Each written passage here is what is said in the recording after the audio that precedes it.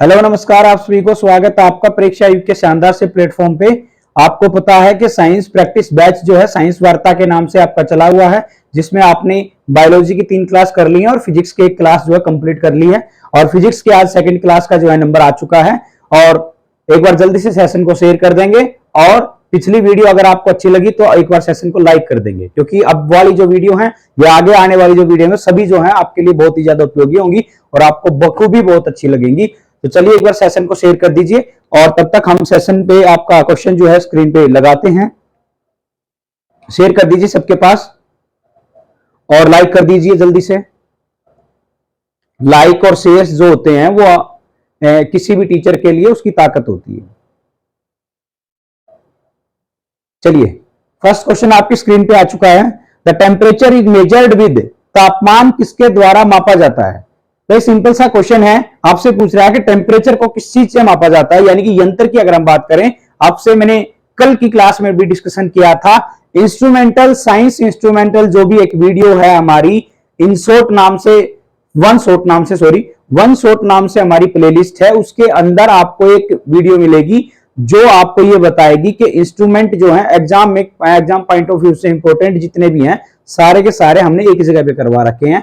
तो मैं आपसे ये कह रहा हूं कि वहां जाके एक बार देखेंगे। अगर आपको वो वीडियो पहले अगर आपने देखी होगी तो आपको जरूर यहां से ये क्वेश्चन जो है बिल्कुल ठीक करने को मिल जाएगा। ऑप्शन है इसके अंदर, क्वेश्चन दोबारा से बोल रहे हैं, the temperature is measured with, तापमान किसके द्वारा मापा जाता है? तो भाई इसमें ऑप्शन दिया है अल्टीमीटर, पायरोमीटर, एमीटर और दे रखा है कैलिपर्स। अल्टीमीटर, पायरोमीटर, एमीटर और कैलिपर्स। राइट आंसर इसका क्या होगा? टेम्परेचर को मापना है। टेम्परेचर को मापने के लिए किस यंत्र का प्रयोग किया जाएगा, यानी कि तापमान को मापने के लिए आप इनमें से किस इंस्ट्रूमेंट का यूज करेंगे? तो इनमें से आपको ऑप्शन जो है बताना है कौन सा राइट होगा। इसका राइट आंसर होगा बेटा बी, यानी कि पायरोमीटर। इसका राइट आंसर जो आपका वो हो जाएगा पायरोमीटर। पायरोमीटर की मदद से आप किसको माप सकते हैं? आप टेम्परेचर को माप सकते हैं। नेक्स्ट क्वेश्चन आपकी स्क्रीन पे है, pure water freeze at what temperature? Pure water freeze at what temperature? आपसे पूछा है शुद्ध पानी किस तापमान पर जम जाता है? शुद्ध पानी किस तापमान पर आपका जमेगा या जम जाता है? ऑप्शन दे रखे हैं। अब आपसे ये पूछ रखा है कि भाई ये फारेनहाइट के केस में आपको बताना है कि कितने फारेनहाइट पे जो है प्योर वाटर जो है वो फ्रीज होता है। फारेनहाइट के केस में आपसे क्वेश्चन जो इसने किया है, फारेनहाइट के केस में इसने क्वेश्चन किया है, तो ऑप्शन दिए हैं 47 फारेनहाइट, 32 फारेनहाइट, 0 फारेनहाइट या 19 यानी कि 19 फारेनहाइट। तो ये 47, 32, 0 और 19 फारेनहाइट के केस में बात की है। एक बात समझ लीजिए, एक फारेनहाइट है, एक केल्विन है और एक आपका सेल्सियस है। फारेनहाइट, केल्विन और सेल्सियस। एक बार इनकी मैं स्केल बता देता हूं। फारेनहाइट जो होता है वो होता है आपका 32 से लेके और 100 तक, मतलब 32 से इसकी स्टार्टिंग होती है। और केल्विन जो है वो आपका 273 से लेकर आपका 373 तक होता है। और इसमें अगर 0 और इसमें 100। आपसे क्वेश्चन ये किया है कि कितने फारेनहाइट पर शुद्ध वाटर जो है वो फ्रीज होता है, प्योर वाटर फ्रीज होता है। तो देखिए सेल्सियस के केस में 0 डिग्री पे वाटर की बात हो रही है। 0 डिग्री और फारेनहाइट पे कितना होगा? 32। तो ऑप्शन कौन सा नंबर पे हो जाएगा? बी। तो राइट आंसर क्या होगा इसका? बी। राइट आंसर जो है इसका क्या हो जाएगा? बी हो जाएगा। और जो आपको कह रहा है 32 फारेनहाइट, 32 फारेनहाइट की वैल्यू कितनी के बराबर हुई? 0 डिग्री सेल्सियस के। और आपको पता है 0 डिग्री सेल्सियस जो है उस पर वाटर जो है फ्रीज हो जाता है। तो सिंपल सा क्वेश्चन था, आंसर हो जाएगा 32 फारेनहाइट। चलिए नेक्स्ट क्वेश्चन की तरफ चलते हैं। Which one of the following colour is seen in the middle of rainbow? निम्न में से कौन सा इंद्रधनुष के मध्य में, मतलब उसके सेंटर में, मिडल में, कहां पे, मध्य में देखा जाता है? कौन सा रंग? मतलब जो इंद्रधनुष होता है, रेनबो होता है, उसमें आपसे पूछा उसके मध्य में कौन सा कलर होता है? ब्लू होता है, ग्रीन होता है, रेड होता है या येलो होता है? Blue, green, red, yellow. Blue, green, red, yellow, नीला, हरा, लाल, पीला। तो जो ऐसे इस प्रकार से रेनबो बनता है आपका, उस रेनबो के अंदर मिडल के अंदर, उसके रेनबो के मिडल में कौन सा कलर होता है, ये आपका क्वेश्चन किया है। और ये बहुत ही ज्यादा सिंपल सा क्वेश्चन है। जो इसका राइट आंसर जो होगा वो होगा बी, यानी कि ग्रीन। ग्रीन कलर जो होता है रेनबो के अंदर वो आपका मिडल में होता है। ग्रीन कलर इसका राइट आंसर हो जाएगा। ऑप्शन कौन सा बनेगा, बी बनेगा। नेक्स्ट क्वेश्चन की तरफ चलते हैं। The sun and the moon appear elliptical near the horizontal because of. सूर्य और चंद्रमा किसके कारण क्षैतिज के पास अंडाकार दिखाई देते हैं। सूर्य और चंद्रमा किसके कारण क्षैतिज के पास अंडाकार दिखाई देते हैं, यह आपका क्वेश्चन है। इसमें ऑप्शन किए हैं रिफ्रैक्शन की वजह से, यानी कि अपवर्तन की वजह से दिखाई देते हैं। चार ऑप्शन आपको दिखाई दे रहे हैं स्क्रीन पे। जल्दी से एक बार अपना क्वेश्चन जो है कमेंट करेंगे, आंसर क्या होगा इसका, फिर उसके बाद हम देखते हैं राइट आंसर क्या है। पहले अपना खुद का क्वेश्चन जो है वो अपना आप कमेंट करके बताएंगे कि क्या आंसर होगा, फिर उसके बाद हम बताते हैं एक्चुअल में राइट आंसर क्या है और क्यों है।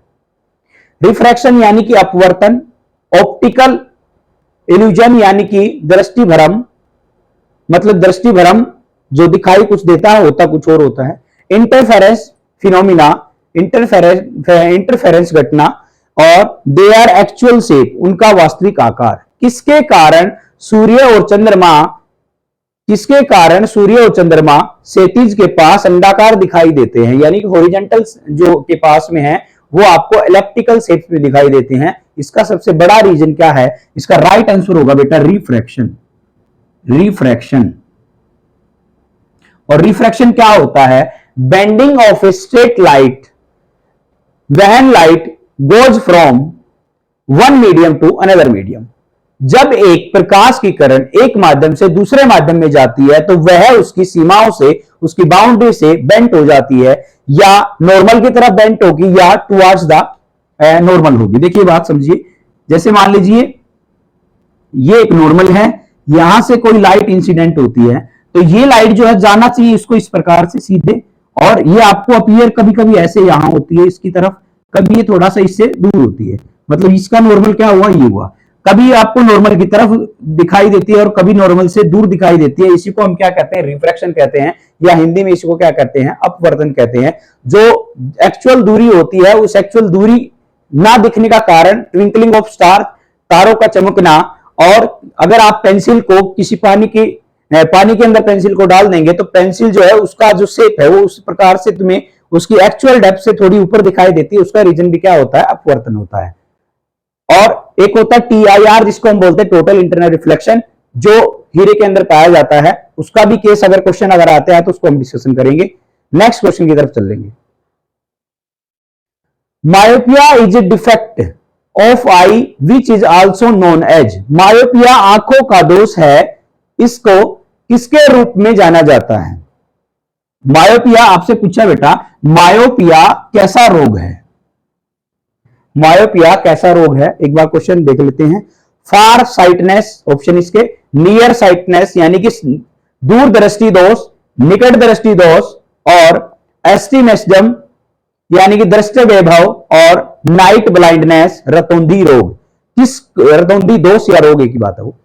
मायोपिया आंखों का दोष है, मतलब आपसे क्वेश्चन किया कि मायोपिया जो है एक्चुअल में क्या होता है।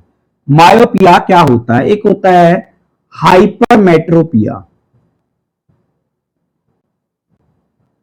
हाइपरमेट्रोपिया।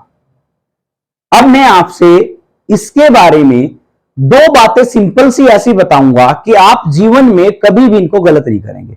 जैसे मैंने कनकेव और कन्वेक्स के बारे में बताया था, तो जो भी बच्चा उस कंसेप्ट को समझ गया होगा वो कभी भी जीवन में कन्वेक्स और कनकेव से रिलेटेड क्वेश्चन गलत नहीं करेगा। और आज जो बच्चा इस कंसेप्ट को समझ जाएगा वो कभी भी हाइपरमेट्रोपिया और मायोपिया यानी कि निकट दृष्टि दोष और दूर दृष्टि दोष में कभी भी कंफ्यूजन उसका नहीं रहेगा। एक बार समझते हैं, देखिए मायोपिया, यहां एक बात समझ लीजिए, छोटा अक्षर है।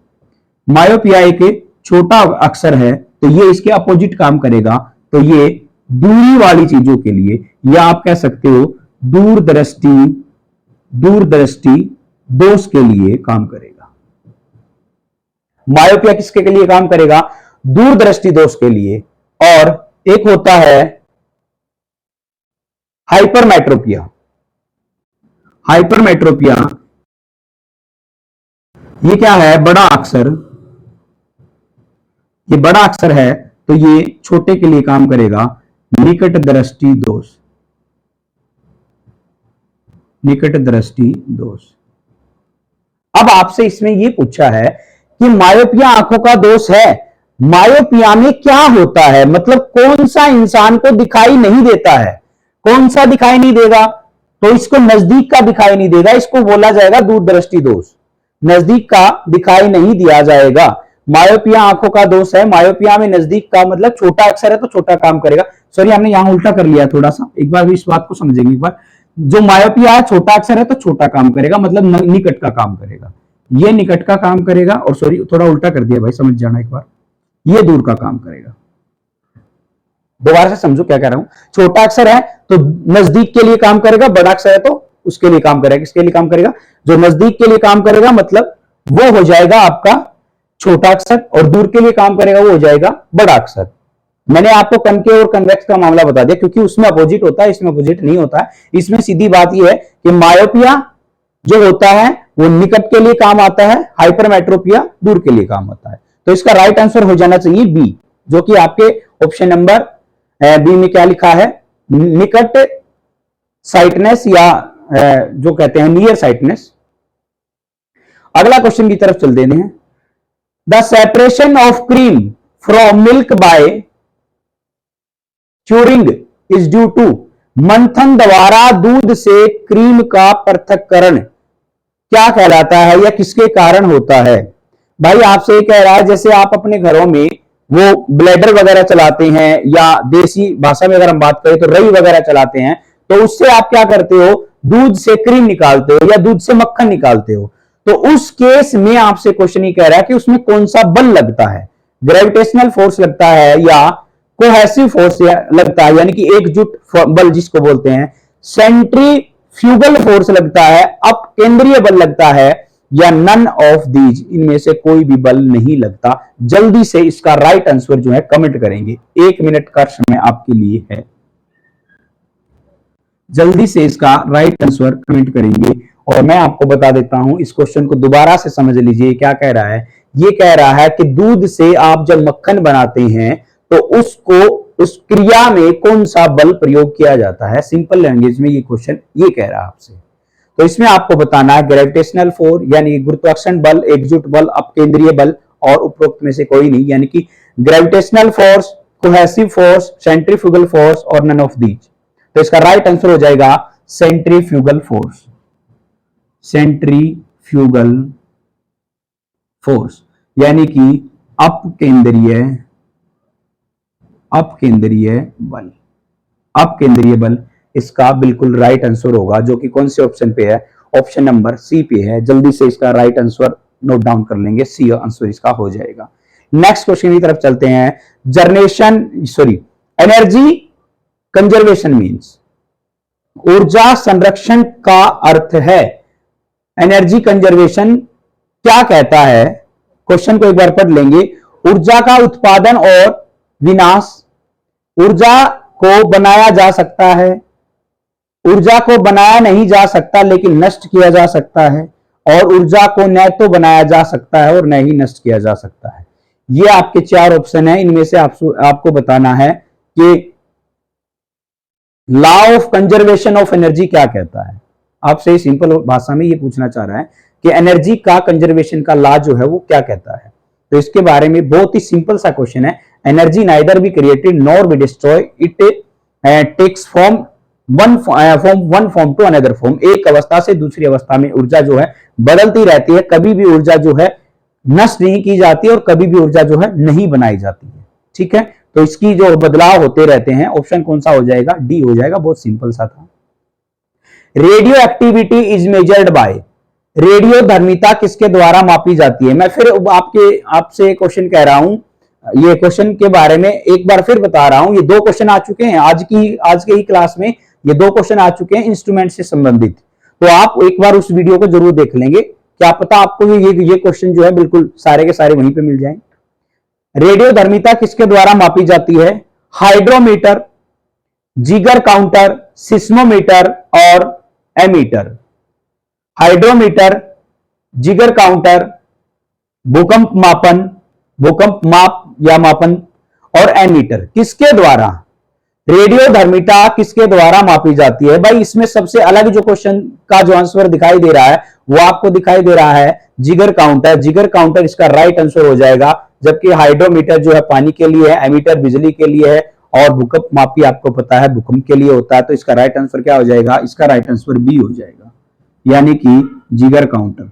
जिगर काउंटर, जिगर काउंटर किसके लिए काम आएगा? रेडियो एक्टिविटी की मेजरमेंट के लिए काम आएगा। नेक्स्ट क्वेश्चन आपकी स्क्रीन पे, what is absolute zero temperature? परम शून्य तापमान क्या है? परम शून्य तापमान क्या है? The starting point of any temperature scale, किसी भी तापमान पैमाने का प्रारंभिक बिंदु, किसी भी तापमान का प्रारंभिक बिंदु। दूसरा ऑप्शन है सैद्धांतिक रूप से सबसे कम संभव तापमान। तीसरा ऑप्शन है तापमान जिस पर किसी तरल पदार्थ का वाष्प संगतता होती है। और चौथा ऑप्शन है वह तापमान जिस पर सभी सामग्री वाष्प के रूप में होती हैं। तो इनमें से आपको यह क्वेश्चन बताना है कि भाई एब्सोल्यूट जीरो टेम्परेचर क्या होता है, इनमें से उसका जो राइट आंसर जो है वो क्या होगा। इंग्लिश में बता देते हैं, the starting point of any temperature scale और theoretically the lowest possible temperature, the temperature at which the vapor of any liquid substance is condensed, or option number D, the temperature at which all material is in vapor form। ये आपके option है, जल्दी से बताएंगे परम शून्य तापमान क्या होता है। और कमेंट में हमें ये बात भी जरूर बताएंगे कि परम शून्य तापमान कितना होता है, परम शून्य तापमान कितना होता है। तो इसका राइट आंसर जो होगा, इसका राइट आंसर होगा बी, सैद्धांतिक रूप से सबसे कम संभव तापमान। परम शून्य का मतलब क्या है कि तीनों केस में मैंने आपको बताया कि फ़ारेनहाइट, केल्विन, स्केल, तीनों केस में ऐसा टेम्परेचर, बेसिकली आपसे इन तीन के बारे में ही पूछा जाता है, इन तीनों टेम्परेचर में सबसे कम संभव तापमान जो होता है वो परम शून्य तापमान होता है, जो ऐसा लिखा है कहां? ऑप्शन नंबर बी पे। और ये आपका जो क्वेश्चन का आंसर जो है राइट हो जाएगा, ऑप्शन नंबर बी जो है वो राइट आंसर है, ऑप्शन नंबर बी आपका राइट आंसर है। नेक्स्ट क्वेश्चन आपके लिए, which of the following is not a vector quantity? कल की क्लास में भी आया था ये क्वेश्चन और आज फिर आ गया है ये क्वेश्चन कि वेक्टर क्वांटिटी, स्केलर क्वांटिटी। फिर मैं आपसे कह रहा हूं वहां प्लेलिस्ट में आपको एक जो प्लेलिस्ट हमने स्पेशल बना रखी है वन शॉट के नाम से, जो एक क्विक रिवीजन कराती है हर किसी, अपने आप में जो भी वीडियो है वो एक मोस्ट इंपोर्टेंट वीडियो है, वो हर चीज के लिए क्विक रिएक्शन आपका क्विक रिवीजन करवाएगी और आपको तुरंत एक्शन देगी। मतलब ऐसी है कि आपको वो देखते ही समझ में आ जाने वाली चीजें हैं।